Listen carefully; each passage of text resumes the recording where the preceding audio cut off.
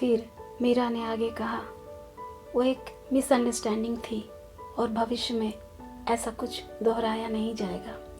उसकी आवाज़ में न पछतावा दिखावा था न कमजोरी, बस जिम्मेदारी। सभी की नज़रें अब राघव पर थी। राघव सीधा, शांत। मैं भी अपनी तरफ से माफ़ी चाहता हूँ, उसने कहा। जो हुआ वो प्रोफेशनल स्टैंडर्ड्स के खिलाफ था। आगे से मेरा पूरा फोकस सिर्फ प्रोजेक्ट पर रहेगा। एक पल के लिए मीरा ने उसकी ओर देखा।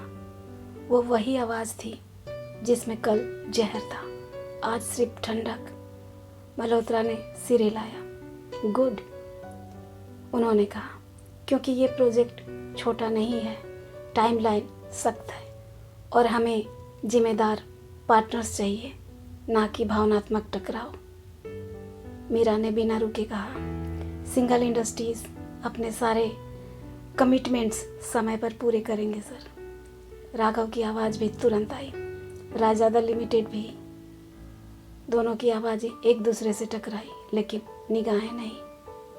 ठीक है, मल्होत्रा ने कहा, तो हम उम्मीद करते हैं कि आगे से कोई व्यक्तिगत मसला काम के बीच नहीं आएगा।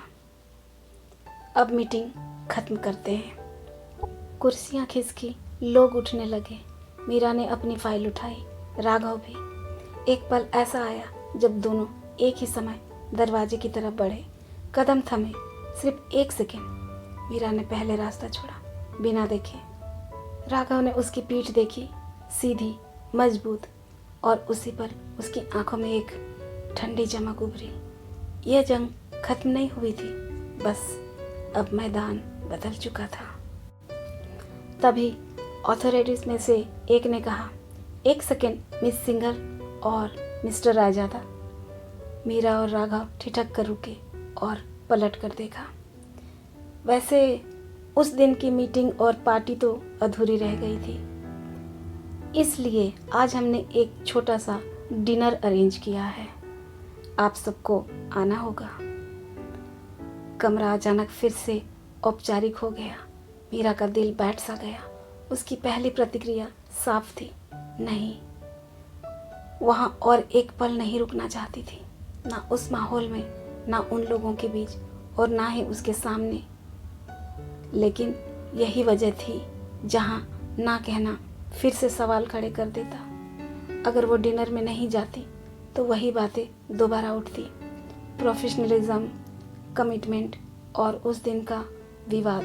मीरा जानती थी एक छोटी सी गैर हाजिरी पूरे मेगा प्रोजेक्ट पर भारी पड़ सकती है। उसने हल्की सी सांस ली और सिर झुका दिया। श्योर, उसकी आवाज़ शांत थी, लेकिन अंदर कुछ और ही चल रहा था। साक्षी तो उसी शाम अपने शहर लौट चुकी थी। मीरा अकेली रह गई थी। उसे अभी भी अथॉरिटीज से एग्रीमेंट के ओरिजिनल पेपर्स लेने थे, कुछ साइन बाकी थे और 2-3 फॉर्मेलिटीज़ पूरी करनी थी। यानी रुकना उसकी मर्जी नहीं, मजबूरी थी। मीटिंग रूम से बाहर निकलते हुए उसकी चाल सामान्य थी, चेहरा संयम में बंधा हुआ, लेकिन अंदर वो खुद से ही लड़ रही थी।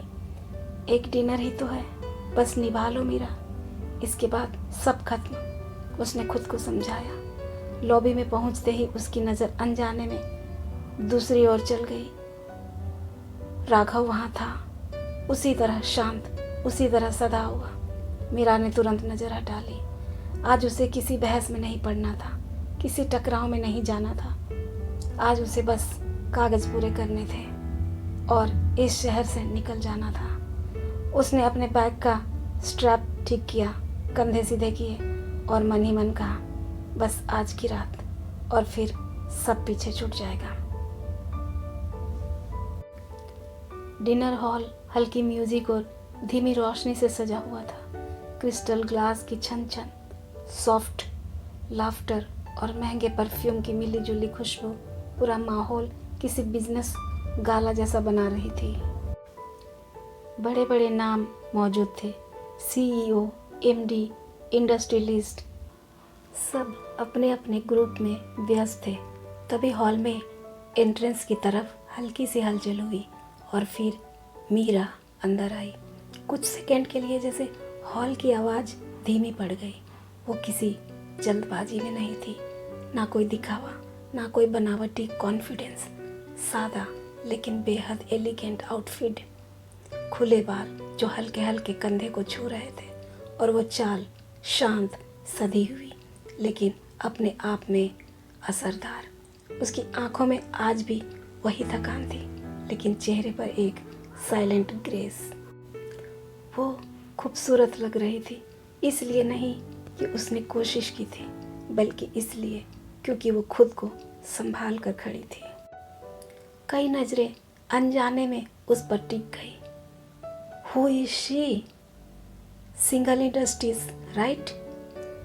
Didn't expect her to be this graceful. फुसफुसाहटें शुरू हो गई।